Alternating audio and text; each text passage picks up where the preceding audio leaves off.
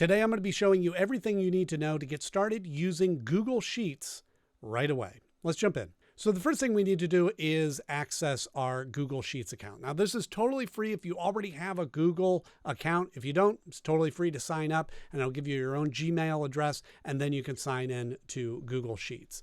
But what I usually do is I'll just go to Google, and up here in the corner, as long as you're signed in, you'll see Google Apps. Click on that.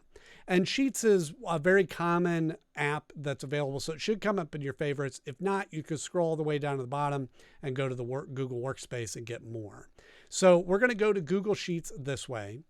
And the other option you can see up here, you can type in docs.google.com/spreadsheets and it'll take you right there. Now from here, you've got a couple of different options. You can create a blank spreadsheet from the top, or they have some templates if there's something specific that you're looking to do. They have a weekly timesheet, invoices, expense report, whatever you need in there. And then if you've used Google Sheets before, like I use it pretty frequently, then you'll see any of your past spreadsheets down through there. But don't worry, if you've never used it, that'll be blank. It'll fill up in no time. So what we're going to do is we're going to go to blank spreadsheet. So we're just going to start from complete scratch.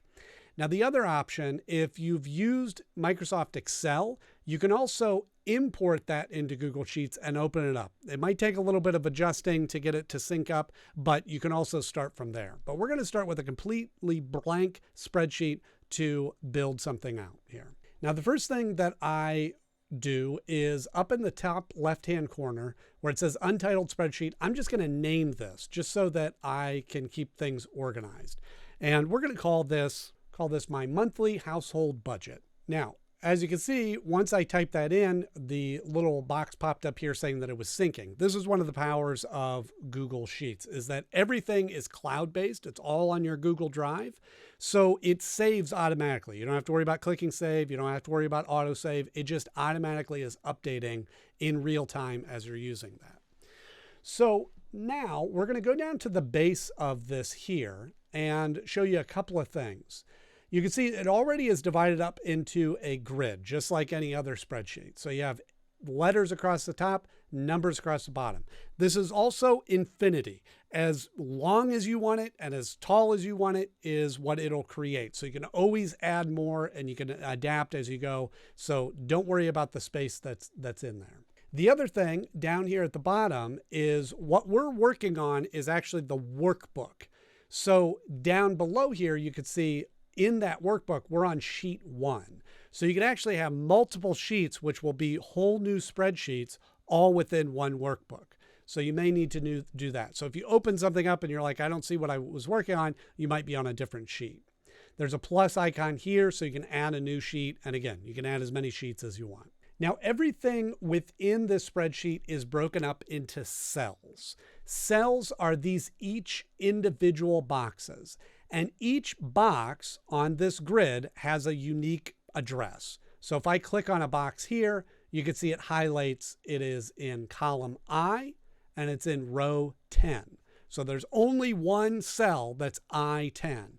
You go up here, you have D6. So it's always going to denote which cell you're in. So no matter which one you click on, it's only going to be that way. If you add additional rows or columns, it will move everything accordingly. Okay. So let's just start with a basic budget table. And as we add information in there, more of this will make sense. I'm going to create a budget for each month and each item that I'm going to spend things on.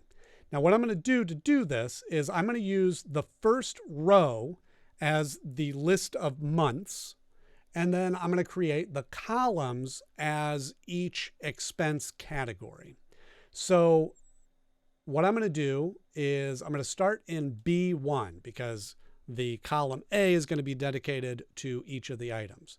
So we're going to call this January, and then we're going to go to the next column and say February. Now, one of the nice things about Google Sheets is that it's very intuitive. So instead of going through and typing out all the months, all I need to do is highlight that cell, and down here at the bottom, there's a little dot in the bottom right-hand corner of there, and I'm just going to drag this over, and you can see it populates the rest of the months for me. So we'll just go continue this out to the end of the year. just like that. So just like that, we have all the months across there. Now, the other thing I do to kind of keep things visually appealing and organized is I'm going to click on this row here, row 1, and I'm going to go up to the top where you see the paint bucket, and I'm going to make this a color. So we're going to go down here, and let's just say I'll make it purple, okay? Then I'm going to make all of these headers bold. And I'm also going to make the size just a little bit bigger, okay? Again, just to kind of keep things organized.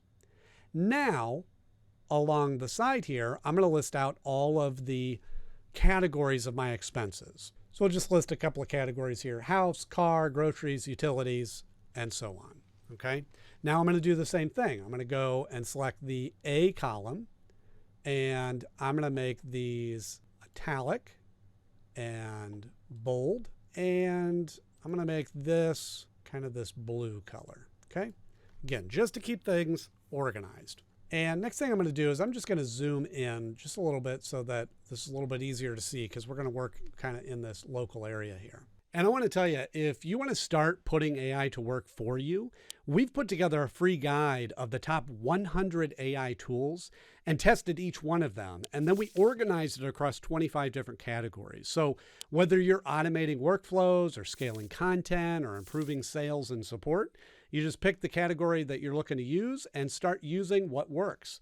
We've done the work for you. So to get it right now, all you have to do is just click the link in the description and it's yours. And now you just need to populate each of the fields. So in the month of January, I'm going to put in the amount that we spent on the house. So we'll just go here to the corresponding cell, which is where those intersect, January and house. And we're going to put in the amount. So let's just say that I spend $1,863.52 on the house. Okay. And then for the car, we'll say I spend $520.65. Okay. Groceries, and we'll just add some elements in there. Okay. So now we have some information on what each of those are. So you can fill those in. Now we're going to go over to February and we're going to do the same thing. Now my house payment's always the same each month. So what I'm going to do is I'm just going to take this cell, right click on it, copy, and bring it over here and paste. Okay. The car is also the same. So I can do the same thing. I can also just take this cell, grab that little corner, drag it over, and it adds that amount in there as well. Groceries fluctuates. So let's say that's different. Okay. And the utilities fluctuates a little bit. So you have some amounts in there.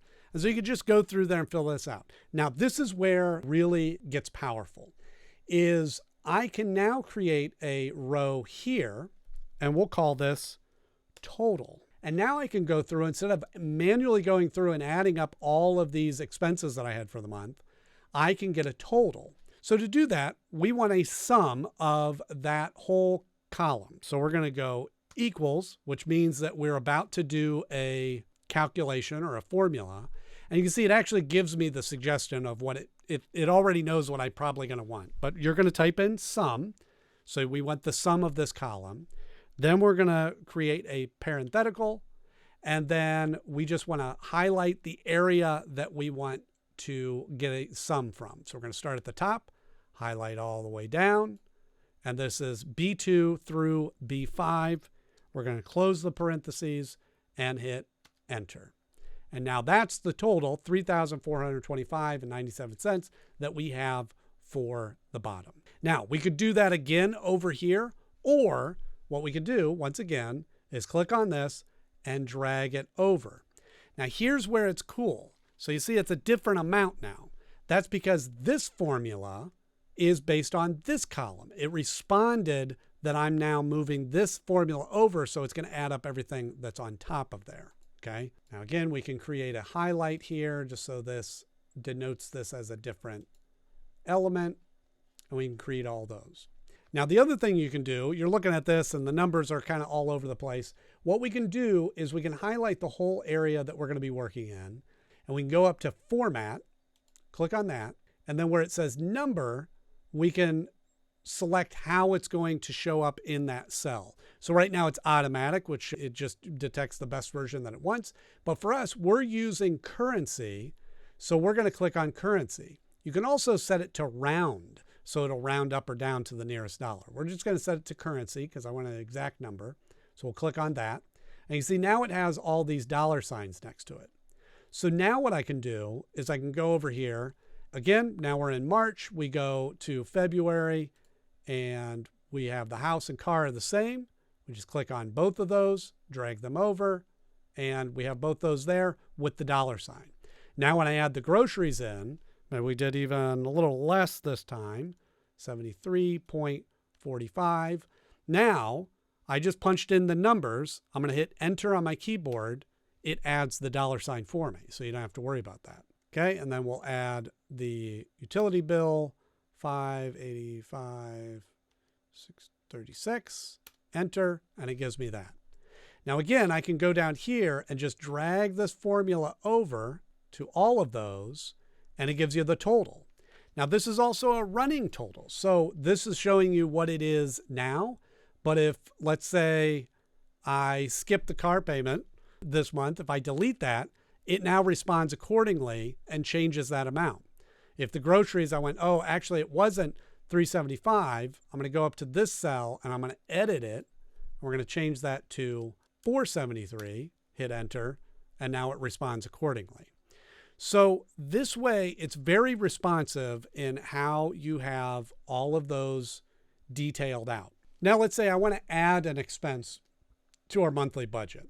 What I can do is I can go up here to the top, and let's say I want to add it just above the groceries, and I can right click on that row. And you see here, I have insert one row above or insert one row below. Let's say I want to insert one row above. And you see it moves everything down. The formula is still intact. Everything is happening. And then we can add this in here. Okay. Close. And let's say we started tracking that in February and I spent 125 in there. And you see it adds to that because the formula is responsive. So when I added that row, it extended that amount out as well. So it is not just limited to what was there. It's going to always be responsive to whatever you add in there. The other option, you could add another line item down here. Let's say I buy a lot of tools. So I'm going to add tools, but I want that included up here. So I'm just going to click on that 11, drag that up and release it in that column. And again, now it's all part of there. And you add the amount in there and everything responds accordingly. Okay. Now we're going to zoom out. I'm going to show you another option here.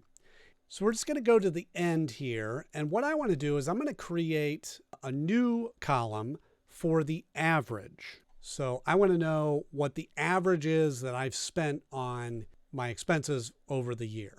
Now keep in mind with Google Sheets, you can really calculate any sort of formula you could dream up. You don't have to have those all memorized or know all of them off the top of your head because there's a lot to remember, one. And like I said, you could do just about anything you want. So if you go up here, you'll see this little E looking button here, and that's your functions. That's all of the different formulas that you can put in there. So they have some of the key ones that you would use here, and then they have all the other ones down through there. So what I want to do is I want to do an average. So you click on that, and it'll show you what you need to include in there. So it is just equals average, parenthetical, and then you click the average, the values that you want to add. So I want the average of this one, comma, this one, comma, this one. Okay, enter. Now you can see, of course, it's going to be the same for that one. And then you can see it's actually already suggesting the autofill of all of that, saying you want to do the same thing for the rest of those. Yes, I do. I just hit that check mark and boom. Now we have the average amounts of each of those that I spent. So as you go to the next month, you add that column in there and you can average out your whole year. Now, another valuable function within the spreadsheets is to sort items. So maybe I don't want these listed by the list that I put in here. I want to list them by the highest to lowest. So if I highlight all of those, we're going to go to data, and I want to sort that range, or you can sort the whole sheet, but I want to sort that range by the amount in column N, the average amount. So we're going to go down here. We're going to go to advanced range sorting options, click on that. And I want to go based on column N, which is that average amount over here. So we go A to Z and we click sort. And now I have all the same information here, but it's now sorted from the lowest amount to the highest amount. And once you create the spreadsheet as you want it, it is automatically saved in your Google Drive folder. So it's always there available to you. And then you can also go up here to your share button, and you can click on the share and give other people access. So this is our household budget. I want to allow my wife to also be able to look at that, so I can email her and include her on that. And she can also make changes to it that will affect my spreadsheet as well. And with that, you're up and running with Google Sheets. I hope you found this video helpful, and I will see you in the next one.